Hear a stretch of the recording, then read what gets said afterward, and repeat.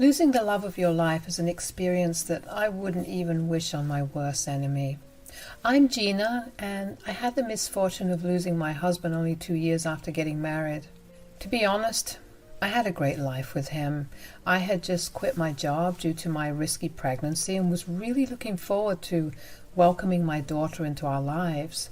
But fate had other plans in mind. My husband got diagnosed with cancer when he was in the final stage. He struggled for 3 months before the horrible illness took him away from me. During this time, we had to move in with my mother-in-law, Ellen, and father-in-law, Luke. They tried their best to support us, although I was the one taking full care of my husband. Still, we were grateful to have them house us when we couldn't afford rent anymore.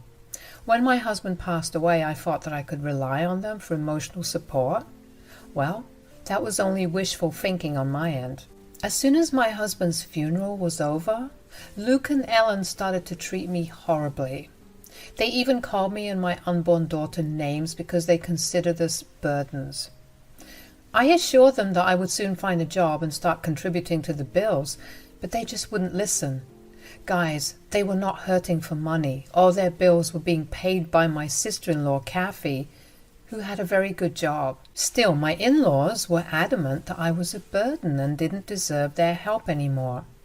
They said, "You better start looking at other options because I won't have a stranger living with us." "I'm not a stranger, Luke. I'm your own daughter-in-law." "Well, our son is not alive anymore, is he now? So you are nothing to us anymore too." "Guys, I understand that you don't want me in your house. I promise I will move out after getting a job. Please, just let me stay here for a few days until the baby's born. You know this is a risky pregnancy." "In that case, you better lose the child." My spine chilled at what my father-in-law said. I had expected Ellen to intervene and tell him off, but she seemed to agree with him. They told me how this would be the best option since they didn't want any responsibility for the child. Not that I was asking them for anything. Things escalated when they drove me to an abortion clinic while telling me that they would take me for a health checkup. I kicked up a storm and left on my own. When I went back to the house, I was a crying mess and severely traumatized by Luke and Ellen trying to force me to abort my child. When they returned home, they said, "Why the hell did you run away from the clinic? We told you that you absolutely have to have an abortion." "Why are you doing this to me? I cannot abort my child. I will never do that." "We don't care, Gina. We are not going to take care of you and your child. Our son is dead, so you are not our problem anymore. The baby I'm carrying is your granddaughter, guys. How can you even think about doing this? I am not getting an abortion no matter how hard you try." "In that case, you better see yourself out. We will not have a stranger and her unwanted child living with us." I felt like I was hit with a ton of bricks. It hadn't even been a month since my husband died, and my in-laws wanted to kick me out. Ellen held me by my elbow and dragged me out of the house before I could do anything. Besides, I was outnumbered 2-1 and didn't want to risk hurting my child. All I could do was stand on the porch and cry while I said, "What? You're kicking me out? But I have no money. I gave you whatever was left because you said you paid for some hospital bills out of your pocket. Where will I go now? We don't care what happens to you. You have no place in our lives now that my son is dead. You better take you and your kids somewhere else." "You would do this to your own blood? This child is also your family, you know. I might be no one to you, but the child is your granddaughter." "We never wanted a granddaughter anyway. We won't allow you to use your child to weasel back into our lives. If you don't want to abort your child, you can die along with it." Those were some of the last words that my mother-in-law and father-in-law spoke to me before closing the door on my face. I was already a crying mess and didn't know what to do. They kicked me out without even letting me get my clothes and stuff from the house. Hell, I didn't even have the documents that I needed. I felt so broken and helpless at that moment. I sat on the porch crying for about 20 minutes before Gina and Luke told me to leave. They said, "Why the hell are you still here? I told you to get off my property." "Please don't do this to me. I have nowhere to go. At least let me stay here until I get a job and move out." "You have already mooched off of us enough. It's time you leave and never come back. If you don't leave immediately, I will be calling the cops." "Things will get even worse when we call the cops on you. If you know what's best for you, you need to leave." That was what it took for them to get rid of me. I knew they were serious about calling the cops. I also doubted how much the police would side with me since my name wasn't on the lease. I was a sobbing mess and scared for mine and my kids' safety. So I did what I could in the situation and started to walk away. After walking for about 3 blocks, I knew what I had to do. I called Kathy in the hope that she would help me. But as soon as she answered my call, I started to bawl like crazy. My pregnancy hormones and emotions were all over the place and I couldn't keep it in anymore. Somehow, I told her where I was but couldn't say anything else. Kathy was so alarmed at my crying and immediately drove to get me from where I was. Kathy brought me to her home and comforted me. She tried to calm me down and reminded me that my excessive sobbing may end up hurting the baby. She did her best to make my tears stop and didn't push for any kind of information. She even made me some food and gave me a smoothie. And when I finally calmed down, she said in a somber voice, "Tell me what's going on, Gina. I cannot see you in this condition. Did something happen?" "Yes, Kathy, something big happened. I don't even know how to tell you everything." "Gina, you know that no matter what, I would support you. You are family and you have my niece in your belly. I'm going to make sure you are both okay. I promise I will do anything to help." "Will you still help me when you know that your parents are involved?" Kathy went still when I mentioned that her parents were involved in this. For a moment I thought that she was offended that I would dare to accuse them of something bad. However, she soon lost her stillness and looked at me with calm eyes. She said in a soothing voice, "What have my parents done, Gina? You don't have to be scared about offending me. I'm here for you no matter what. You need to tell me what's going on." "Kathy, your parents have kicked me out of their house. They didn't even let me take my clothes."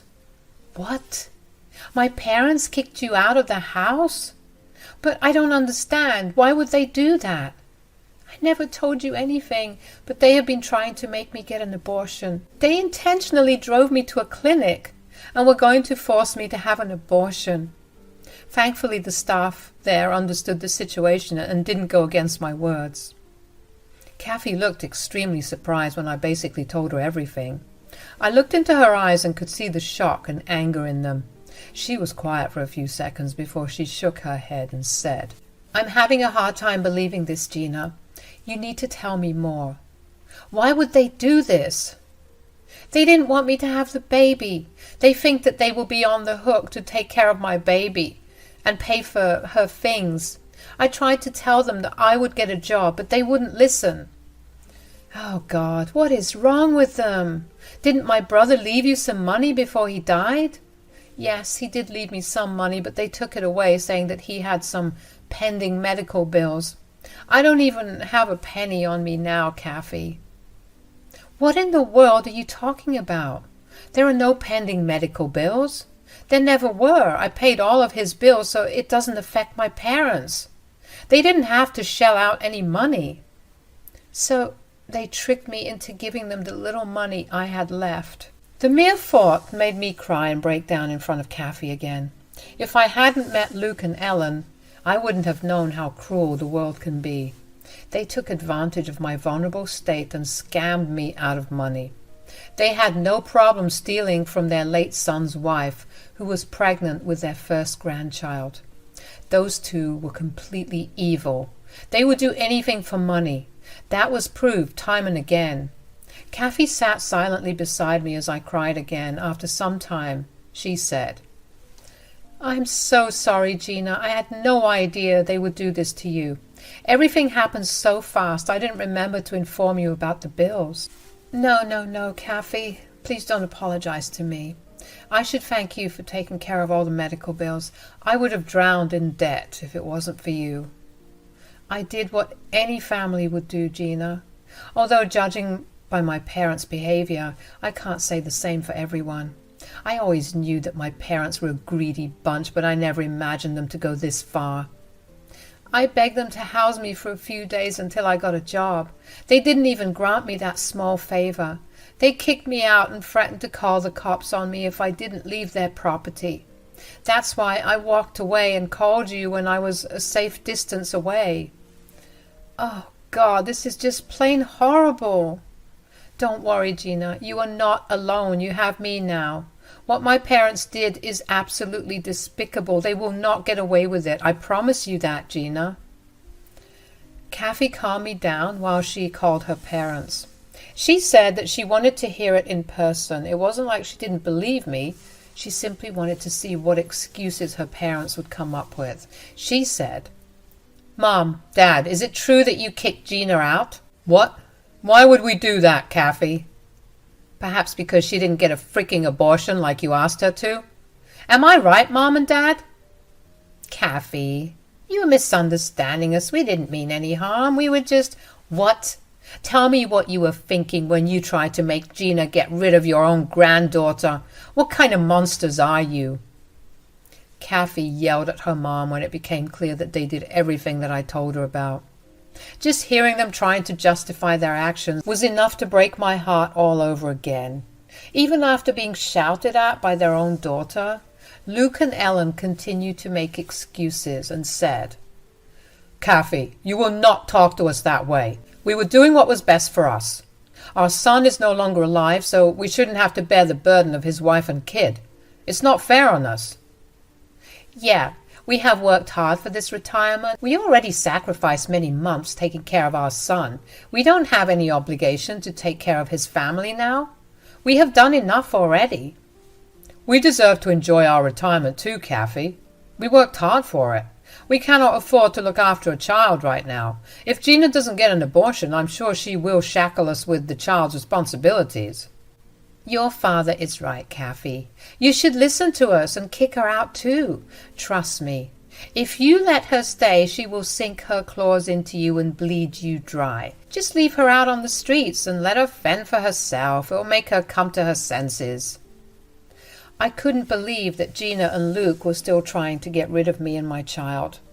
They were actually trying to convince Kathy to kick me out and leave me to fend for myself. Their words made me tear up again, and I started to think that there was no hope left for me and my child. Just when I thought that all hope was gone, Kathy angrily said to her parents, "What on earth is wrong with you guys? How can you speak about your own daughter-in-law and grandchild like that? Also, what hard work are you even talking about?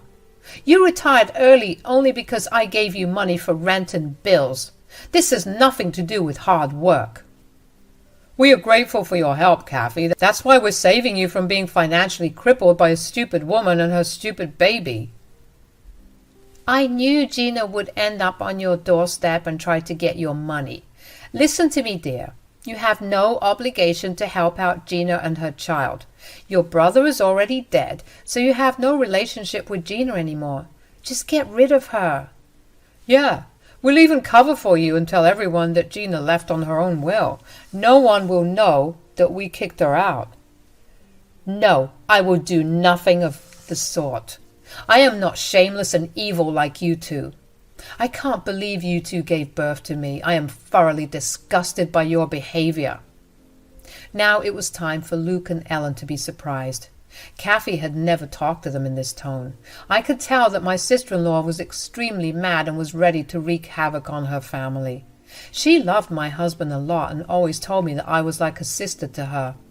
Kathy was proving to me just how much she meant those words. She yelled at her parents while they sounded flustered.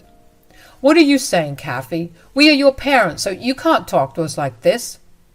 "Yes, we raised you better than that, Kathy. You better watch your tone." "No, I will not watch my tone when I'm talking to such soulless people like you.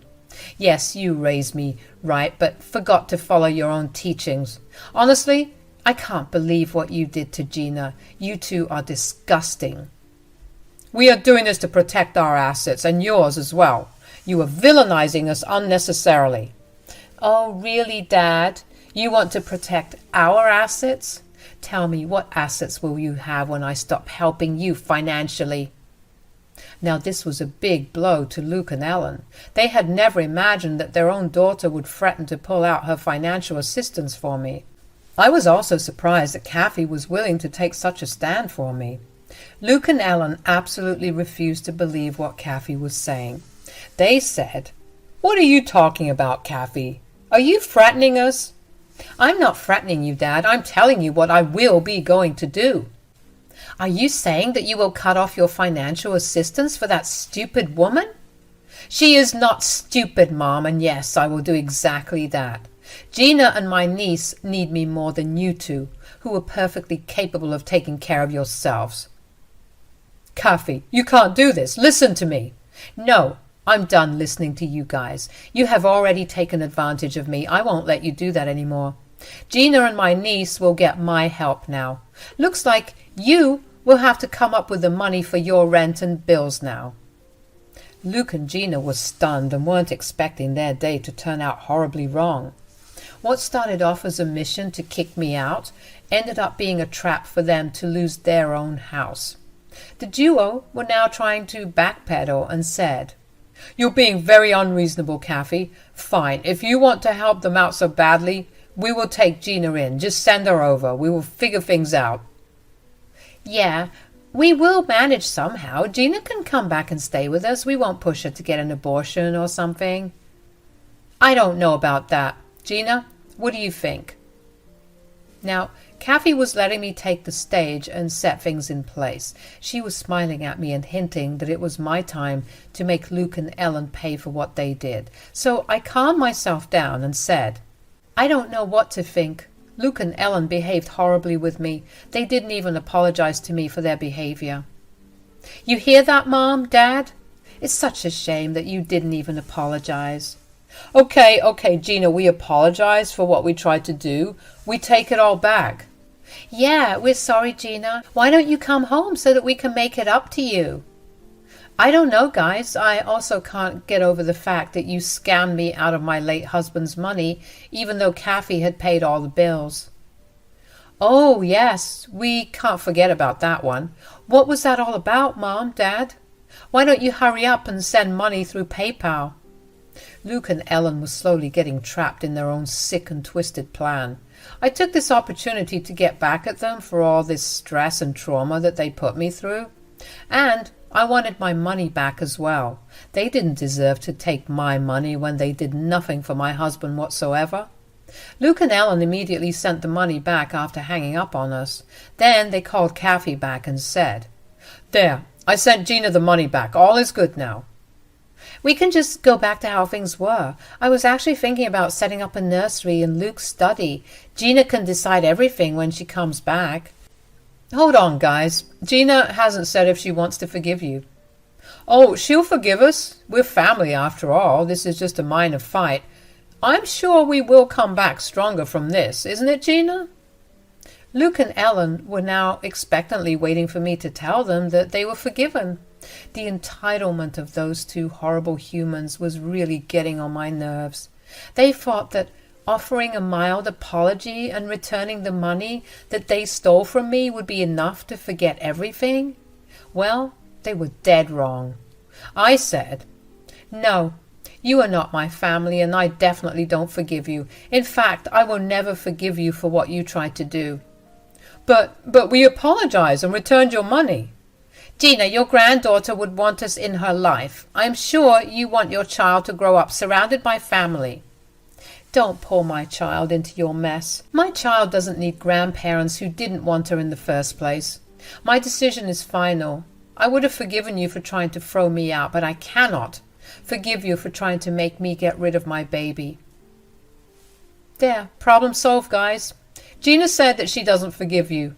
You didn't want to shoulder her burden. I will do that for you. In return, I will be terminating my financial contribution to you. Luke and Ellen absolutely freaked out and started to beg me and Kathy to change our minds. It was pathetic, but also satisfying to see them suffer the consequences of their own actions. They cried and even tried to guilt trip us, but nothing worked. Kathy told them that she would drop by the house to get my stuff, and after that she was done with them. Oh, she also said that she would be contacting the cops to accompany her so that Ellen and Luke could not withhold my belongings from her. As promised, Kathy got and retrieved my things. She did take a cop along with her who happened to be her boyfriend, who we didn't know about. Apparently Luke and Ellen still cried and tried to beg Kathy for another chance. I had already blocked them by then. Kathy also took the liberty of informing all her extended family about what happened. Let's just say that they were not impressed with my in-laws and decided to support me instead. In the months that followed up to my giving birth, I was surrounded by love and care. I also got a job through a friend of mine, and I'm due to start as soon as my kid is old enough to be left in daycare. I'm staying with Kathy for the time being and hope to get my own place soon. However, Kathy insists on me saving up so that I can just buy a small house and secure my future permanently. Her boyfriend has been a huge help too. I got a restraining order against Ellen and Luke after getting witnesses' statements from the abortion clinic, so they can't come near me and my child anymore. My baby daughter is now healthy, and so am I. She has my husband's dark eyes, which made me cry the first time I saw them. Kathy has been a huge help and has cut off her parents indefinitely. From what she told me, Luke and Ellen ended up moving to a small apartment and going back to work due to financial problems. Karma did come back for them, and now they are finding themselves in the position that they wanted me to be in.